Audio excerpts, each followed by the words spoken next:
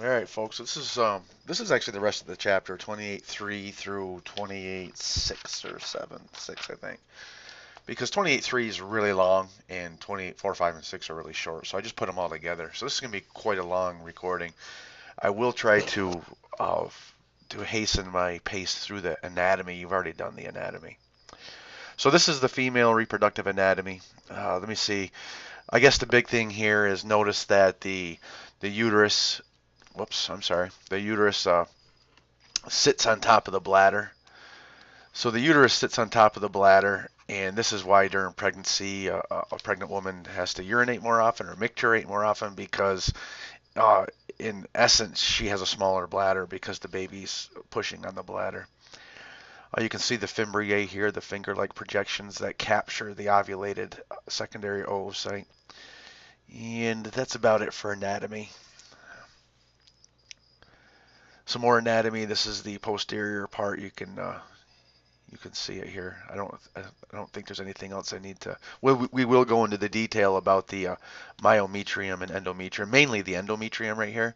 The myometrium is just a smooth muscle that responds to autonomic control and oxytocin, a hormone that causes smooth muscle contraction. But we'll spend some time on the endometrium because some hormones affect its nutrient state and its thickness. All right, so that's just the anatomy part. This is the collage showing you all of it. I can, you know what, the fornix, when I talked in lab about this posterior fornix and this anterior fornix, uh, I don't know if it was adequate. I don't remember if I quizzed you on it, but this is the fornix. It's a blind end area where the vagina protrudes past the cervix, and this is the cervix part of the uterus. And the opening of the cervix is actually called the cervical os. So the opening, everyone thinks the cervix is the opening, but the opening is actually called the cervical os, and the cervix itself is just this part of the uterus. The cervix is the uterus. All right, that's about it for that. This is more anatomy here. You can see two of the ligaments. You can see the broad ligament and the suspensory ligament. I don't. Oh, you can see the ovarian ligament as well, right here. So you have the ovarian ligament. You have the broad ligament. You have this. You can't see the round ligament. That's the one that's missing. So you can see some of these ligaments you learned in lab. Now, what we're going to do here, and of course you're probably used to this by now. This blue plane right here, it's saying that we're going to cut the ovary in that plane. I mean, you're probably used to that by now. That's what that's telling you. Obviously, that doesn't exist in your body. It's just saying that the next picture or the next couple pictures are going to be an ovary cut into that plane. And this is the collage showing you that. All right.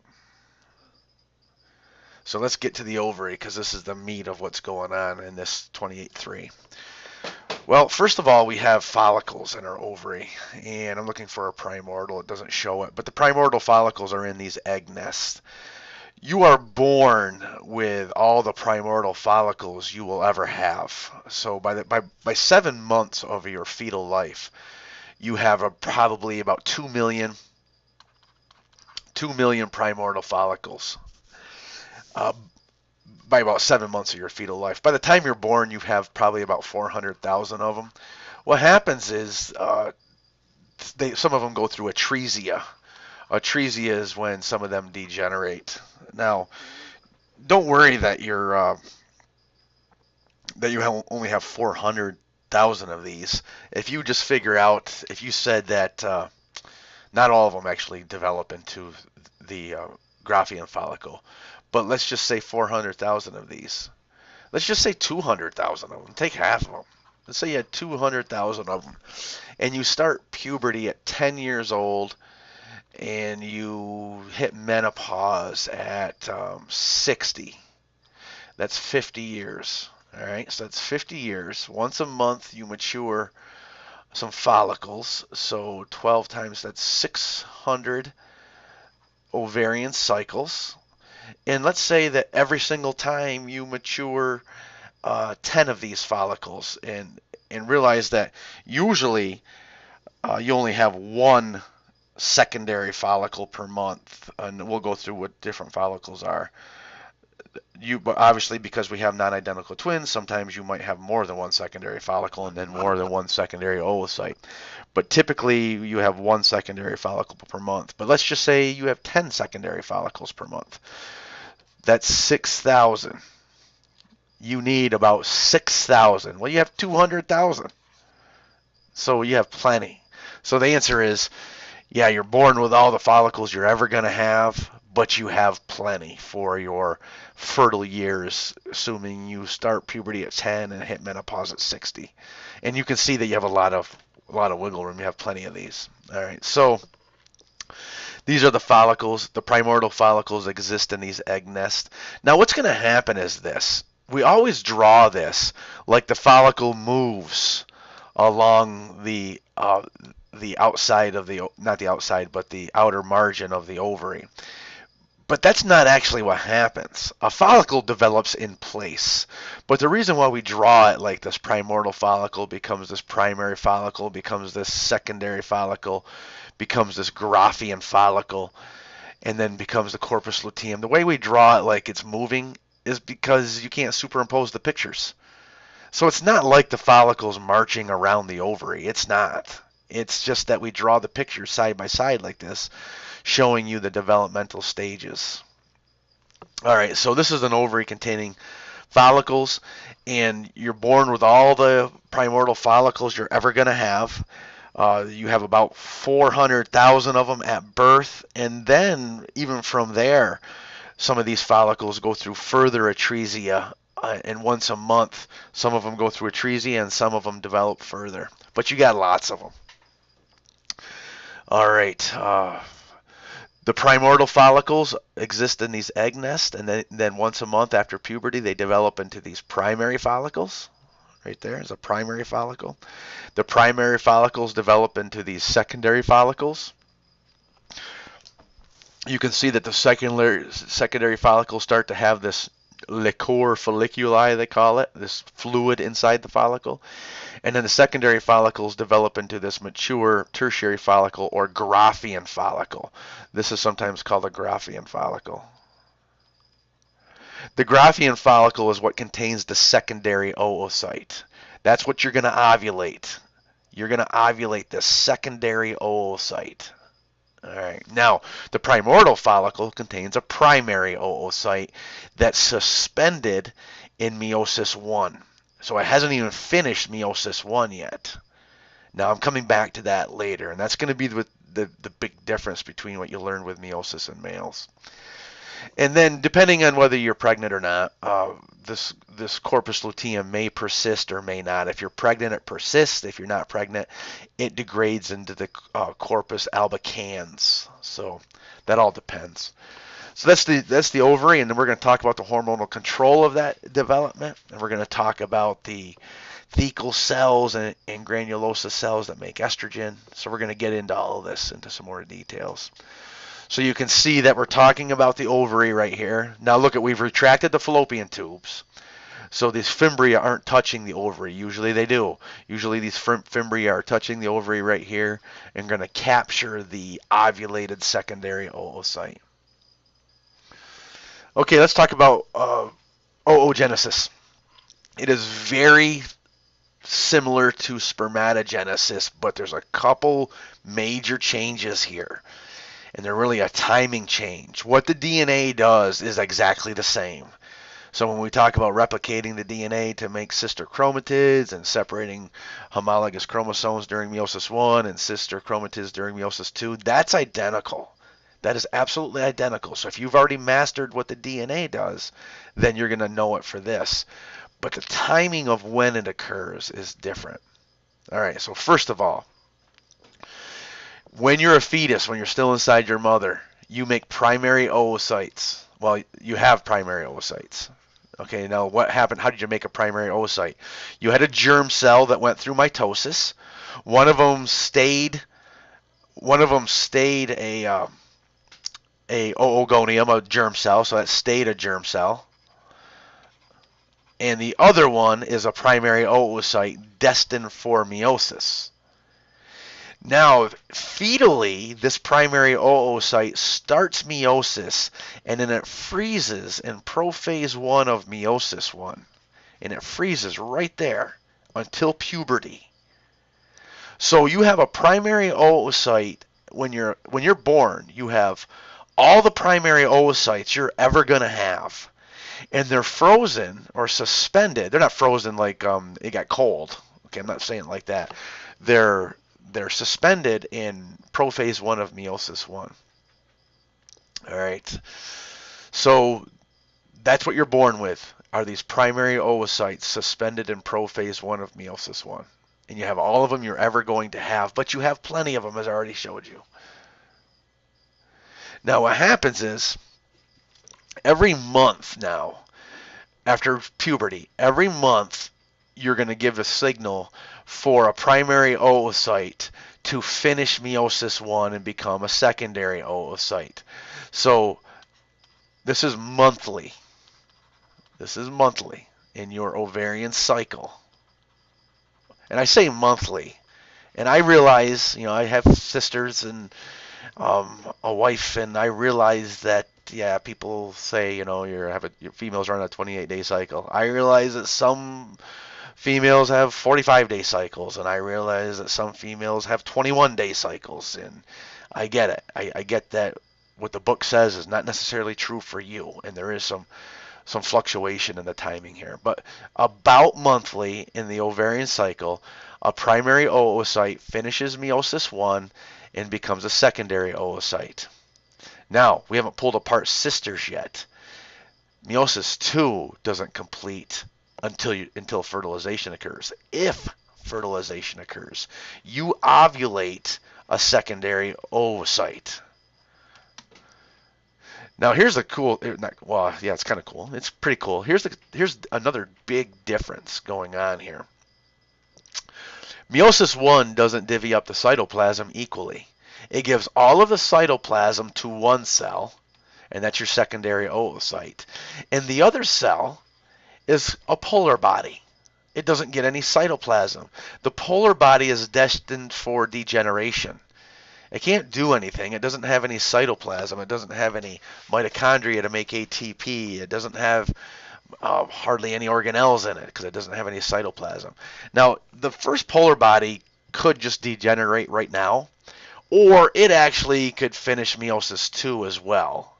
Sometimes it finishes meiosis 2 and one polar body gives rise to two more polar bodies, or it could degenerate right now and just never go anywhere. But what we're concerned about is the secondary oocyte, because this is what you are going to ovulate. All right. Now, you ovulate the secondary oocyte. Now, this is showing you that the polar body did go through meiosis 2, and now you have these two polar bodies. Both of these are polar bodies. In addition, when your secondary oocyte, if your secondary oocyte is fertilized, you can see fertilization right here. If your secondary oocyte is fertilized, it completes meiosis 2. And this is your ovum. This is your egg. All right, this is your oocyte. And here's your other polar body. Here's your second polar body. You're going to say, well, what are these two? Well, these are the daughter cells of your first polar body. So you could end up making 3 polar bodies, or just 2 polar bodies if the first polar body degenerates immediately.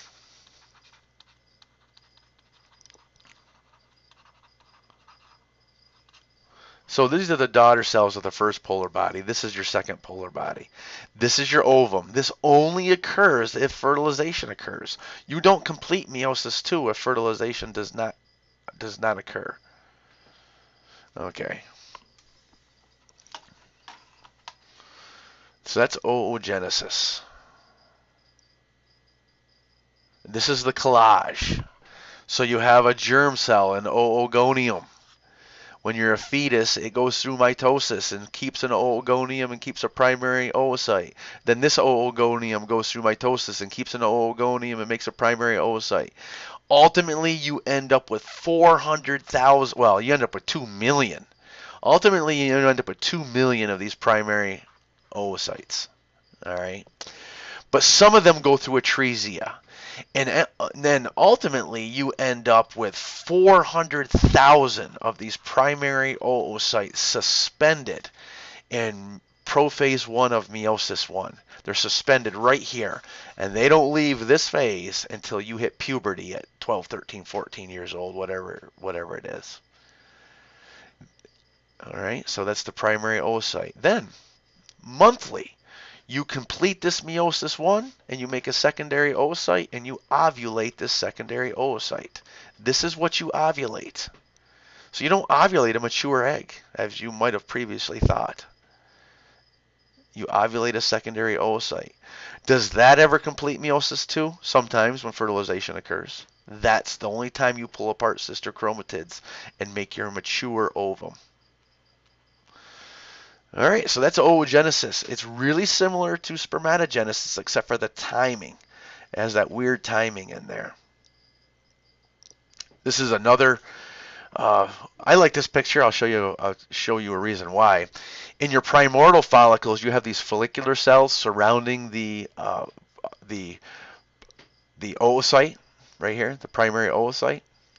So these follicular cells are what's going to receive a chemical signal. And by the way, we don't know which chemical signal it is to start the primordial follicle developing into a primary follicle, then a secondary follicle. We do know the hormones from the secondary follicle on, because that's called the ovarian cycle. From the secondary follicle on is called the ovarian cycle. And typically, and this is just typically, you make one of these per month. Now, obviously, with non-identical twins, you can make a couple of these per month. But typically, you make one secondary follicle per month.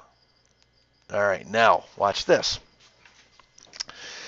These follicular cells are squamous cells in your ovary, prepubescent. Prepubescent means pre-puberty. Prepubescent, these follicular cells are squamous. Some ovarian chemical signal causes these primordial follicles to start developing, all right? Because these primordial follicles contain the primary oocyte, which is frozen in prophase 1 of meiosis 1. So these primordial follicles contain the primary oocyte. So it takes about a year for these follicles to completely develop into here. How could that be? How can this be a year when I say it happens once a month? Because different primordial follicles are at different stages of this development at a given time.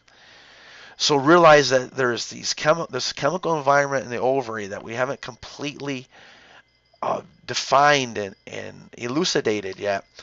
But it takes about a year for a primordial follicle to become a Graafian follicle. Well, if you do this once a month, then these follicles are in different stages at any different time. Now, given the hormonal signals, you only make about one secondary follicle a month. All right? So you make about one secondary follicle a month. The secondary follicle still contains the primary oocyte. Still contains it. Now that secondary follicle develops into the Graafian follicle right here. Here's the Graafian follicle. Given the proper hormonal signals and mainly luteinizing hormone, two things happen. First of all, the primary oocyte finishes meiosis 1 and becomes a secondary oocyte. And secondly, you ovulate that secondary oocyte. So we do know what happens between the secondary follicle and the Graafian follicle, and we know the hormone that's causing this. Well, it's actually not just LH, it's FSH and LH. But the LH is what causes this finishing of meiosis 1 and ovulation. All right, so this lines up the meiotic vents with your follicles, and this is pretty cool. These squamous cells that are in your primordial follicle, they become cuboidal cells in your primary follicle. And they're the microvilli of your by the way, they're called granulosa cells. These cuboidal cells are called granulosa cells. The microvilli of the granulosa cells and the microvilli of the primary oocytes, they interdigitate and they make what we call a zona pellucida. There's a zona pellucida around the primary oocyte. because we have interdigitated microvilli from the primary oocyte and the granulosa cells. And you can see that zona pellucida in the secondary follicle as well. Well, what I want to tell you is it's these follicular cells. Well, actually, let me erase some of this because I don't want to tell you a falsehood. All right, let me erase some of this. What makes your estrogen for you is you have these granulosa cells around your primary oocyte. So you have these granulosa cells right there. Plus you have these thecal cells from the stroma of the ovary. So let me just draw some thecal cells. So I'm drawing thecal cells, all right? And they're from the ovary. They're not part of the follicle. And together, these thecal, granulosa, thecal, I know I'm not spelling correctly, Thecal, thecal plus granulosa, these thecal plus granulosa cells, these guys are the ones that make estrogen for you. So they make estrogen for you. I'll talk about progesterone in a second. The Graafian follicle is the mature follicle. It's ready to ovulate a secondary oocyte. All right, but the primary oocyte doesn't even finish meiosis 1 until there's a luteinizing hormone. See how it says in response to LH? Until a luteinizing hormone tells it to. All right, so this is a pretty good picture right here telling you what's going on.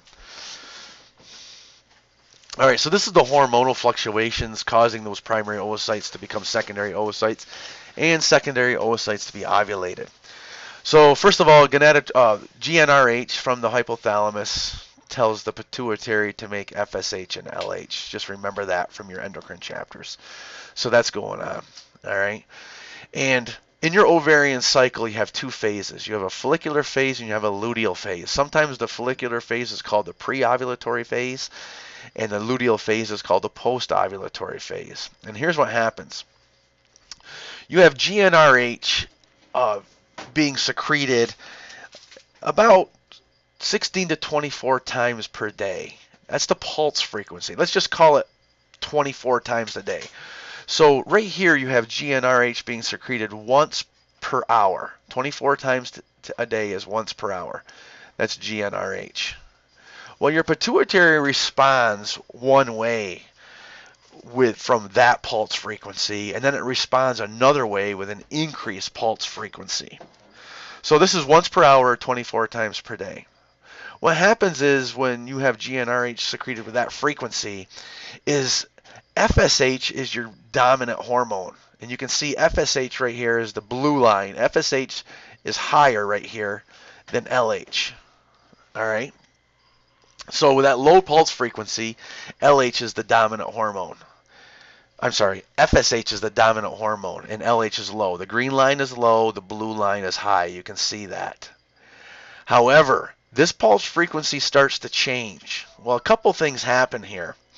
One thing is when you're making, when you have high FSH and low LH, what happens is you tell estrogen to be secreted, but you're also telling inhibin to be secreted.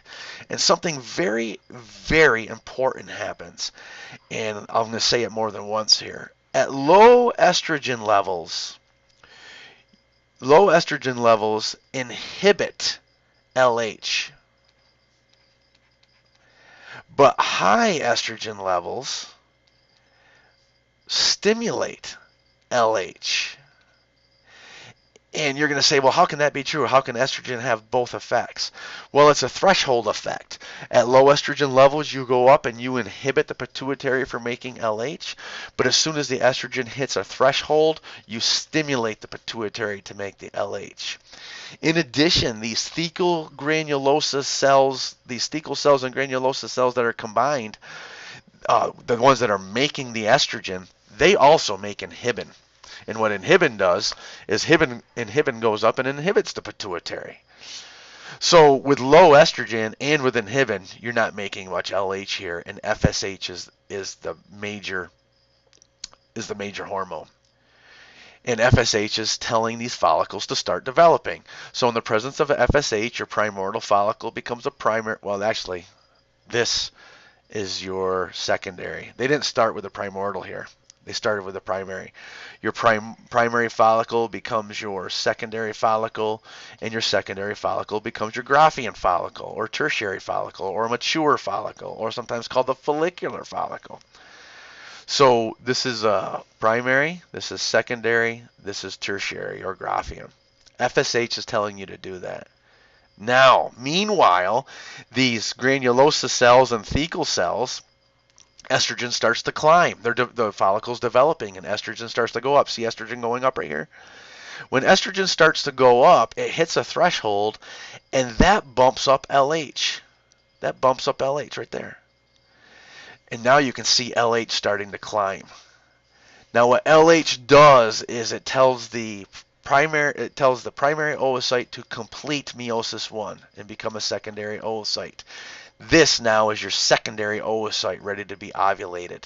And why did that happen? Because my LH is surging. This is called the, whoops, am I on LH right there? No, I'm on, the green line is GnRH. So the blue line is FSH, the green line is GnRH, the purple line is LH. So FSH dominates, but FSH is falling. And here's LH, and LH starts to surge. Why does LH start to surge? Because estrogen hits that threshold. These thecal cells, granulosa cells, start making more estrogen. Right here I told you that high estrogen has a positive or stimulatory effect on LH, and LH surges. Here's your LH surge. Remember what the LH surge does. It says finish meiosis 1. Now I have a secondary oocyte. And it says ovulate. That LH surge does two things. It says finish meiosis 1 and ovulate. All right, what else helps here? My GnRH pulse frequency. All right.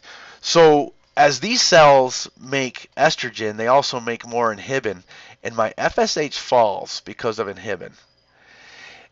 And my GnRH pulse frequency starts to increase. And it increases up to about 36 to 48 times a day. So figure right here at the LH surge, I have a pulse every 30 minutes. I have a GnRH pulse every 30 minutes. So that GnRH pulse frequency leads to higher LH as well. So I got a whole bunch of things here leading to one event, and that's the LH surge. My GnRH pulse frequency leads to an LH surge. It goes from once per hour to twice per hour. My pulse frequency doubles. It goes from once per hour to twice per hour. My pulse frequency doubles here, and that leads to the LH surge. What else leads to the LH surge? High estrogens, because a high estrogen past threshold has a stimulatory effect on LH.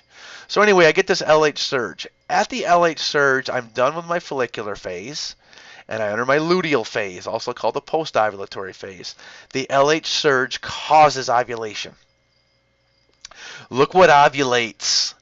The zona pellucida. Remember in here I told you that the microvilli of the oocyte and the microvilli of the granulosa cells are interdigitated to make a zona pellucida? Well, my secondary oocyte is ovulated, but there's a zona pellucida around it. It takes some of those cells. Now my luteal phase, my Graafian follicle remnants, becomes my corpus luteum. This will make progesterone.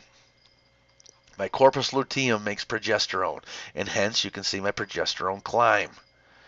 Right there, you can see it climb. If you're pregnant, you maintain your corpus luteum, and I'll tell you the hormone that maintains that in a few minutes. If you're not pregnant, the corpus luteum degrades into corpus albicans, and the progesterone plummets. The plummeting progesterone is what gives you your menstrual cycle. And if you're pregnant, the corpus luteum is maintained, progesterone stays high, and you maintain your pregnancy. This is a very important graph. Make sure you go back through and understand everything that's going on. Let me erase everything and just talk again to some of these things, just to make sure you understand this graph. This graph explains just about everything you need to know in the female part of this chapter. So let's go back to this graph.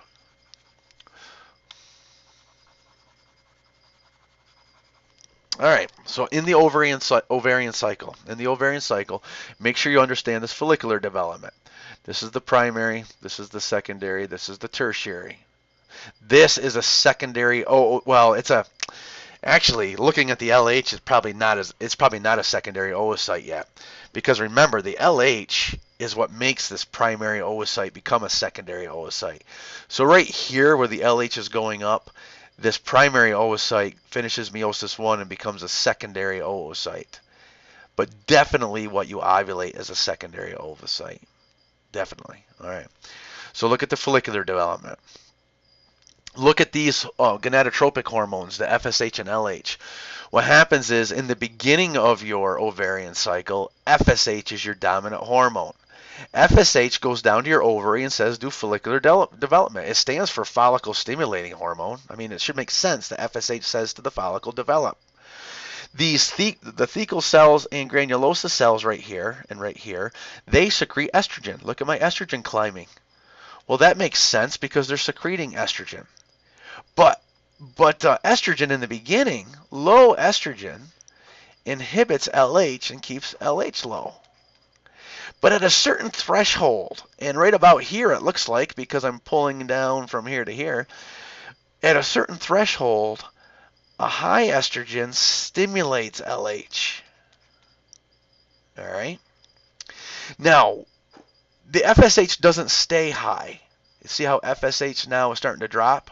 Why does FSH drop? Because these cells are also making inhibin. Inhibin is climbing, slowly but climbing. And inhibin goes up and inhibits the FSH. So I'm doing several things here. First of all, my estrogen is climbing. And that's going to hit a threshold where it stimulates LH. Secondly, inhibin is inhibiting FSH, and that's going to make LH become a higher concentration than FSH.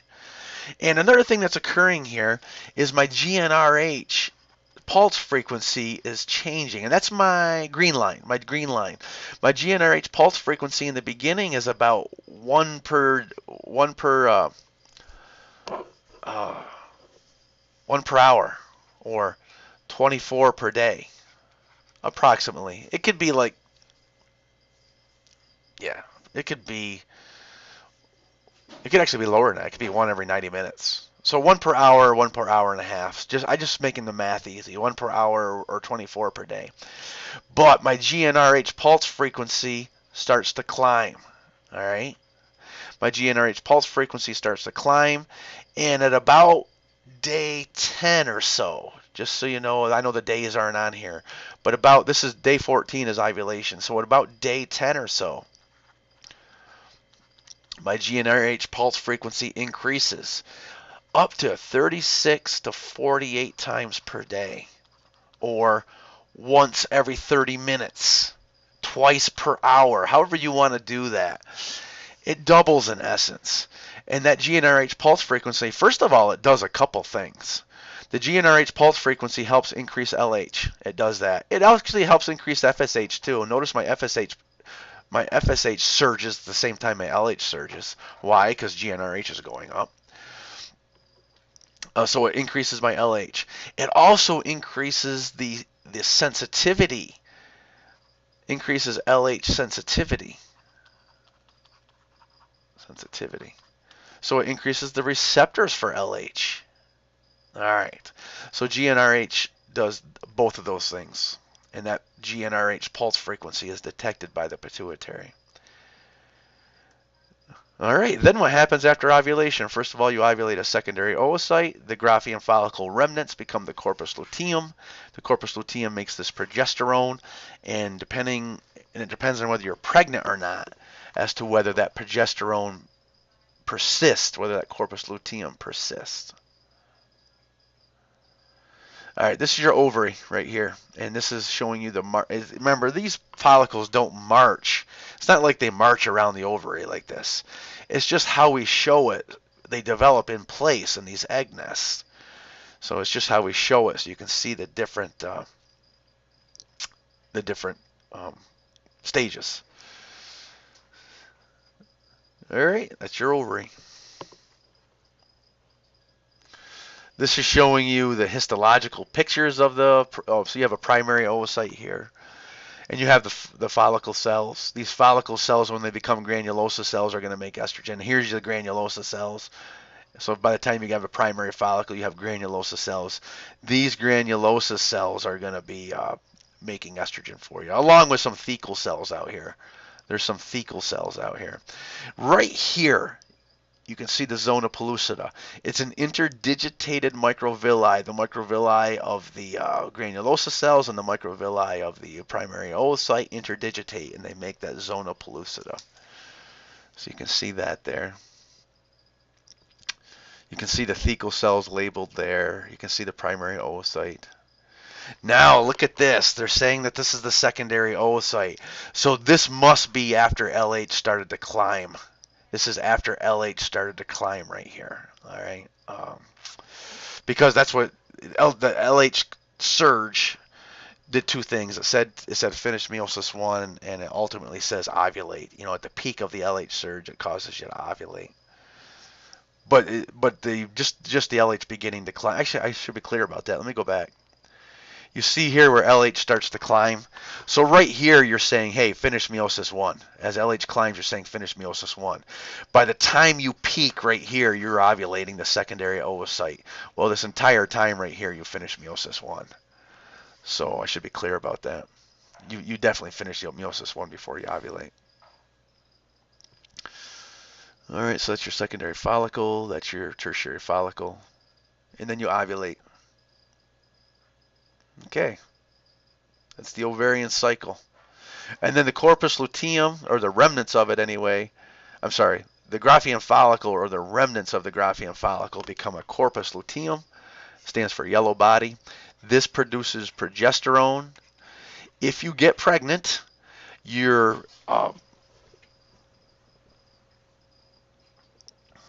yes, if you get pregnant and your zygote implants in your uterus makes a hormone called human chorionic gonadotropin.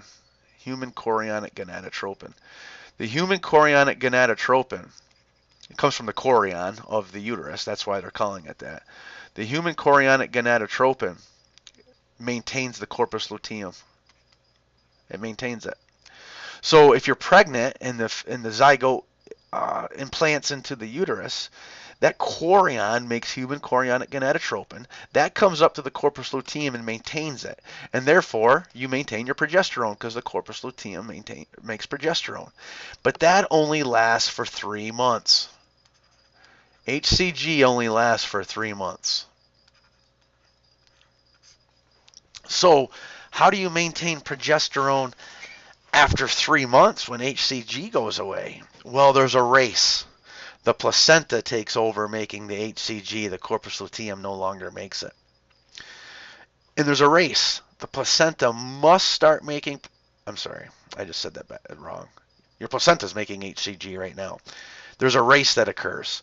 Your placenta makes HCG for 3 months. That's it. HCG maintains the corpus luteum, which makes progesterone. So if your placenta stops making HCG after 3 months, who makes progesterone? And the answer is progesterone. The production of progesterone is taken over by the placenta at 3 months. And the race is this. The placenta must start making that progesterone before the HCG declines and the corpus luteum degrades into the corpus albicans, because you need high progesterone for the other 6 months of your pregnancy. So there is a race between declining levels of HCG and making sure your placenta makes progesterone. This is the collage showing you the whole thing.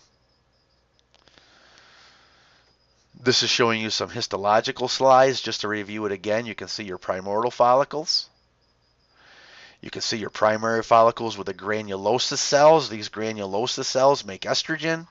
And remember, there's some thecal cells up here that help make estrogen as well. They make some estrogen. So it's not just the granulosa cells that make estrogen. Some thecal cells do too. This is your secondary follicle. This is not Graafian yet. This is late secondary, as you can see labeled there. There's your Graafian follicle. All right, the Graafian follicle, this is where your meiosis 1 is going to be completed and you're going to ovulate your secondary oocyte. And there's ovulation from the LH surge. There's the corpus luteum that's going to be maintained by HCG, and that's going to make progesterone for us, which maintains your pregnancy. Now, if you're not pregnant, the corpus luteum becomes the corpus albicans, and if you are pregnant after 3 months, the corpus luteum becomes corpus albicans. All right. Fertilization usually occurs inside this fallopian tube or uterine tubes. That's where fertilization usually occurs. And of course, sometimes the zygote implants in the uterine tube, and that's called an ectopic pregnancy, and that's usually requires surgery because that could be deadly for, well, it's deadly for the baby and the mother, having a baby grow in the uterine tube. So that's an ectopic pregnancy. This is showing you the uterine tube. As you can see, it's lined with columnar epithelium. A lot of smooth muscles around the uterine tube for movement of the egg.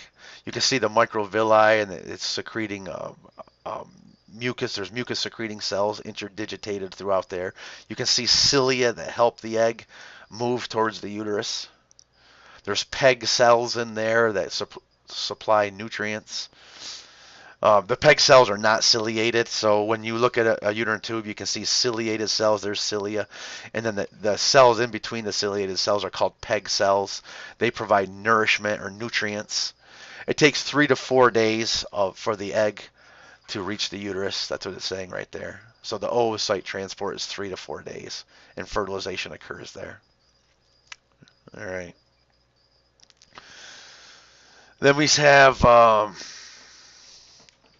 it's just telling you that the nerves that hit the uterus come from the sympathetic fibers come from the hypogastric plexus. You probably remember that the sympathetic chain ganglia, off of the sympathetic chain ganglia, there's several plexuses. There's a hypogastric plexus, and that's where the sympathetic fibers come from. The parasympathetic fibers come from the S3 and S4 segments of the sacral region. So that's the innervating the uterus.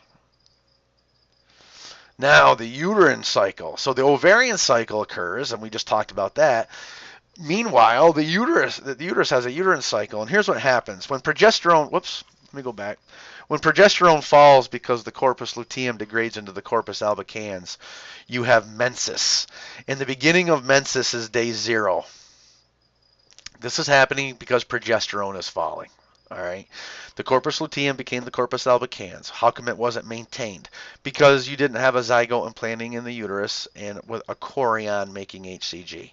So low progesterone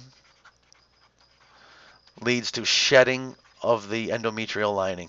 Here's menses. What happens is these spiral arteries, there's a spiral artery right there that I'll name for you in a second, they constrict and blood stops flowing to the endometrial lining and it dies. So you shed everything right here, including the secondary oocyte. What do I mean you're shedding the secondary oocyte? Well, remember, the secondary oocyte never completes meiosis 2 unless fertilization occurs. Fertilization didn't occur. So you're going to shed the endometrial lining and that secondary oocyte. This happens for about a week. So from day 0 to day 7, you have menses. All right. Then you enter the proliferative phase, all right, and you're going to regenerate this endometrial lining. And it takes about 3 to 4 days for the oocyte to hit the uterus. So if you ovulate at day 14, and it takes 3 days for that oocyte to hit the uterus, by 17 days you have to have a really a uterine lining that's secretory and ready to receive that zygote. And so you have about 17 days to make a proper uterine lining. All right, so what happens is this. The spiral arteries regrow during the proliferative phase. These are spiral arteries. You can see why they're starting to spiral. A lot of blood flow goes into here, and you start to remake these epithelial cells and glandular tissue. A lot of glandular tissue in here that secrete different products into the uterus. A lot of glycogen stored in here. So this is the proliferative phase. All right, so there's the proliferative phase going on, and then here's day 14, and you know that this is where ovulation occurs, but we're not looking at that. But you can see that during the follicular phase of the ovarian cycle, this is what's occurring: menses and uh, proliferation. During the follicular phase, menses and proliferation occurs. The uterine menses and uterine proliferative phase occur during the ovarian follicular phase. And then the secretory uterine phase occurs during the ovarian luteal phase. And the secretory phase is ready to receive the zygote. It has a lot of glandular tissue. It's ready to make the chorion. Remember that what happens here is the placenta is formed partly from the corona radiata of the zygote and partly from the placenta. So we make this chorion, and that's the secretory phase of the uterus right here. Now, if back up in the ovary, if the corpus luteum is maintained and secretes progesterone, progesterone maintains this uterine lining. This is what is making this. Oh, by the way, what's making this uterine lining grow? Progesterone is. Progesterone is causing this uterine lining to become thick and nutritious. And you must maintain that progesterone to maintain the uterine lining. You can see the blood flow here, and you can see these spiral arteries. Where are they? Right here. Spiral artery, spiral artery. I'm just looking where they're labeled. Where are they labeled? Right here. Yeah, it's labeled right here. That's a spiral artery. So what you do when you shed the uterine lining is you vasoconstrict those spiral arteries and shut off blood flow to them, and then the tissue dies because it has no blood flow, no oxygen, no nutrients. This is a histological slide of the uterus. It's lining up the histological slide with the artistic drawing, so you can see that. All right, you can see it again. All right, that's just histology at this point. Okay. This is your collage, and you can see the proliferative phase and the secretory phase. All right, the vagina. This is all anatomy at this point. You guys have talked about this. I will tell you that some of the glands you learned have well, of course they secrete. They're glands, they secrete, but they're involved in secreting fluids into the vestibule of the perineum. That's so I never explained perineum to you. You know, the opening between the labia minora. Actually, the perineum is this diamond imaginatory between the clitoris and the ischial tuberosity and the anus and the ischial tuberosity and the clitoris.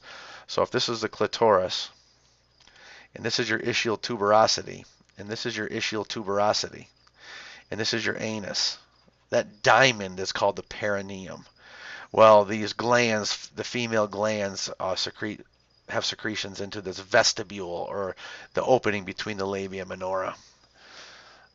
And the secretions are important and preparing the vagina for sperm. All right, so that's the vagina, vaginal canal. That's okay. So the mammary glands, they make milk, of course. I will tell you this, that these lactiferous sinuses really don't exist. They only exist on slides when you prep the tissue, but we haven't caught up. Our literature hasn't caught up to. That means when you prep mammary tissue put on a slide and fix it and stain it, this sinus is an artifact of tissue preparation that in vivo or in place or in situ. That means in vivo means in the body, or you can say in situ, that means in place. These sinuses don't really exist. They're just like lactiferous ducts. That's what they are. But you can see the mammary glands right here making milk, and then see the lactiferous ducts coming over here and delivering the milk to the nipple. Prolactin causes milk production, and oxytocin causes milk letdown. So prolactin tells your mammary glands to make milk, and oxytocin tells the smooth muscles in your mammary tissue to contract and ejects the milk. This is the histological slide of the mammary glands. You can, oh, this is one, this is a mammary gland not making milk, and this is a mammary gland making milk. That's pretty cool right there. So the proteins of the milk, like renin, not renin. Milk has, well, actually, casein. It's not renin. That's actually in the baby's stomach. It's casein. Casein. It's lactose. It's some lipids. That's what's in the mom's milk. Oh, IgA. Antibodies in mom's milk. That's important. That's another protein. So you can see that some of the proteins have been stained. All right, that's about it. This is a collage for you. Okay, so prolactin says make the milk. Oxytocin says eject the milk. All right, before we get to the hormone part of this, just to remind you that all steroid hormones come from cholesterol, and this shows you the biochemical pathway without the nitty-gritty details. You can see the progesterone's involved in this pathway. You can see the estradiole's involved in this pathway. All right, so you can see that we can convert both testosterone and androstenedione to estrogens, like estriol, estrone, estradiol, etc. Females have a lot of aromatase enzyme. Men have little of it. So females make a lot of estradiol and men make little of it. All right, so we already talked about what estrogen does, the secondary sex characteristics. We already talked about estrogen having an inhibitory effect on LH at low concentrations and a stimulatory effect at high concentrations. We're going to talk about it again. This slide right here. Let me show you the collage, and then I'll go back and show you the big picture. So before day 10 in the ovary, low estrogen, secretion of estrogens, but low estrogen, follow this blue line up, low estrogen inhibits the production of, right here, is this blue line. Low estrogen inhibits the production of LH. This blue line saying it's inhibiting FSH2, and that's true, but I don't care about that right now. What I care about is this LH, because what I want to do is show you how high estrogen causes the LH surge. So low estrogen, right here, inhibits LH. But the follicle is developing. Why is the follicle developing? Because FSH told it to. All right. Now, do I develop all my follicles? No, I don't develop all my follicles. How come I don't develop all my follicles? Well, because estrogen also shuts down FSH production. So I have this FSH being secreted because GnRH is telling it to, and that starts some follicular development. But then I don't let FSH go up. It doesn't go up and out of control. It rises a little, and some follicles start to develop, and they continue down their development pathway. Meanwhile, low estrogen inhibits LH. But as the follicles develop, my estrogen climbs and it hits a threshold. And now you follow this purple line. Salmon line. Now high estrogen stimulates LH secretion. And when you stimulate this LH secretion, you have this LH surge, which causes ovulation. Well, before ovulation, it says finish meiosis 1 and ovulate. And that's what the LH surge does. So this is the picture right here that helps you explain that ovarian cycle. This picture right here. The GnRH, it changes your GnRH changes its pulse frequency. It's a low pulse frequency in the beginning, and it's about 24 per day or 1 per hour, and it goes up to 36 to 48 per day by the time you hit day 10 or so. So the GnRH pulse frequency changes in here. Very important picture right here to understand these phases of the ovarian cycle. Another picture, another viewpoint. It's not in your book. This picture's not in your book, but it just shows you the granulosa cells are going to make estrogens and inhibin. It shows you the thecal cells are involved. We've been saying that all along. It shows you that you ovulate a secondary oocyte. All right, so this shows you just another picture showing the same thing. All right, make sure you know this hormonal control. This is probably the most important part of 28.3 right there. Make sure you know the uterine cycle. You have the menses, proliferative phase, and secretory phase, and progesterone is responsible for this. And then here's the collage. So actually, this picture is pretty important right here, lining up all those phases. Okay, now what you can see is all of these phases lined up, linked with the hypothalamic pituitary gonadal axis, the hypothalamic pituitary ovarian axis. And you can see the inhibition and the estrogen threshold and the stimulation, and you can see estrogens being produced, and you can see it all. So if you can explain both of these pictures lined up side by side, then you get 28.3 completely. All right, this is a chart just summarizing the hormones for you. This is the words saying about the GnRH pulse frequency. I've already written them for you. You can see that it goes up. I actually told you 36 to 48 per day, and that's true. It actually goes up to once every 30 minutes for a while there. All right. So if it's once every 30 minutes, that's 48 per day. That's 2 an hour. 2 times 24 is 48. So your book calls it the switch over, and that's the threshold. I've been calling it threshold. That's when estrogen goes from being inhibitory to stimulatory. So your switch over is, apparently your book calls it switch over. I call it the threshold.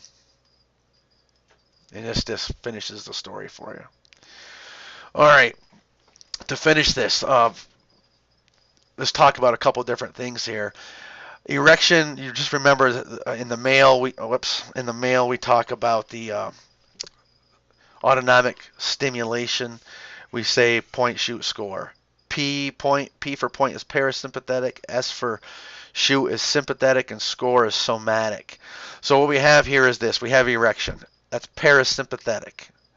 Now we have emission. Emission and ejaculation are two different things. Emission is the leaky seminal vesicles, prostate, and Cowper's gland. So that's emission. Emission is not ejaculation. But here's the thing. Emission contains sperm. Some of the sperm is in the emission. So if could a man impregnate a woman with just the pre-ejaculatory emission? You bet. So leaky seminal vesicles, prostate, and Cowper's, this leaks down through the urethra. The secretions from the seminal vesicles, prostate, and Cowper's collectively are basic, and they neutralize the acidic urethra. I understand that the prostate has this acidic secretion, slightly acidic. But altogether, semen is basic, and that neutralizes the urethra. This emission, this leakiness of this seminal fluid, has some sperm in it. And can that emission, pre-ejaculatory emission, impregnate a woman? You bet it can, and has happened. And then you have ejaculation. Ejaculation is the sympathetic nervous system. And then detumescence is the recovery period. It's your penis becoming flaccid. That's detumescence.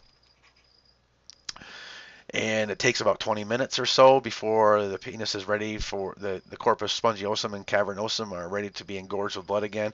I know the men out there that are listening to this are saying, doesn't take me 20 minutes. Well, your book will say about 20 minutes for detumescence. Whether it takes you 20 minutes or not, I could really care less, but that's what the literature is going to say.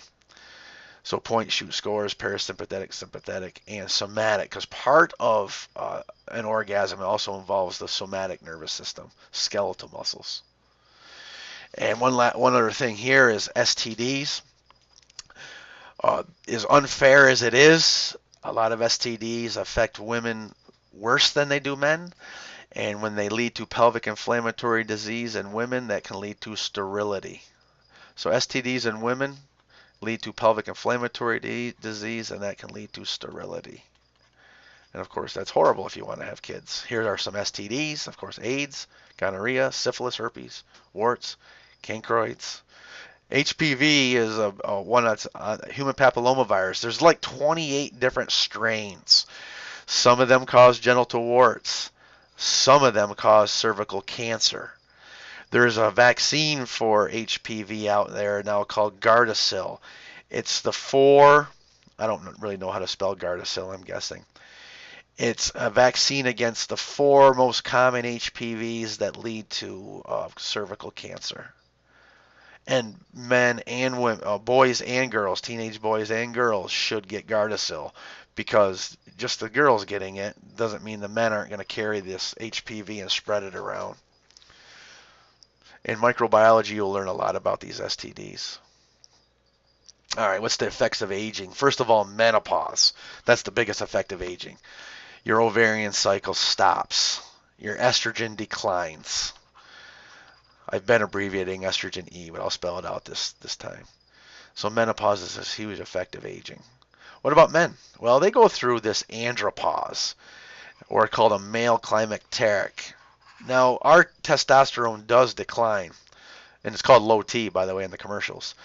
But it doesn't have the huge decline that females see. We still maintain a, a relatively high level. No, it's not high, but we still maintain a higher level of testosterone than females do estrogen. And this has other effects with the skeletal system and osteoporosis and things like that. And that's it. This is your integrator. You can learn about how the reproductive system is integrated with all the other systems. All right, folks, that is it. Now all you have to do is study for the next test, study for the final, and study for your practical.